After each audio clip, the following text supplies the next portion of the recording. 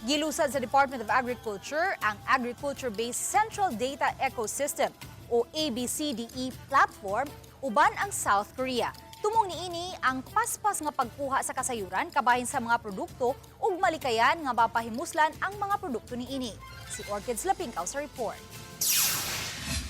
Mga gilabay nga mga utanon o lagutmon, grabing pagsaka sa presyo sa bugas o guban pang mga agricultural product. Ug ang pagpamaligya sa mga smuggled nga mga utanon, kining tanan mapangitaan og kasulbaran sa Centralized Data Ecosystem sa Department of Agriculture. Gitawag kini og ABCDE Platform 1.0.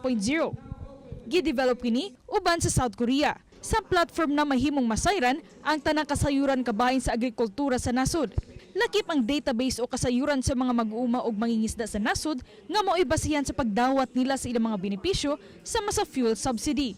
What takes a lot of time is yung pag-verify nung beneficiary.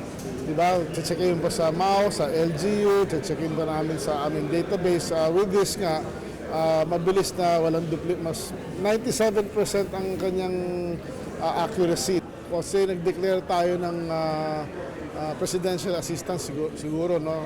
Kung may tinamaan na area, within 1 week nandun pwede na. Hindi katulad ngayon na matagal, di ba?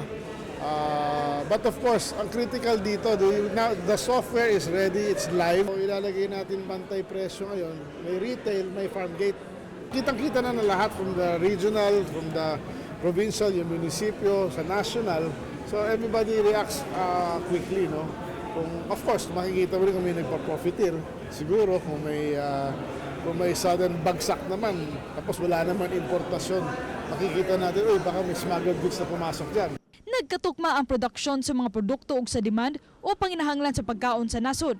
Tungod niini, malikayan na nga mausik o madugta ang mga utanon ug mga lagutmon. Sa pagkakaron, importante nga mabansay ang mga tao aron masayod sa bagong sistema. Ako si Orchids Lapingkaw, Balitang Bisdak.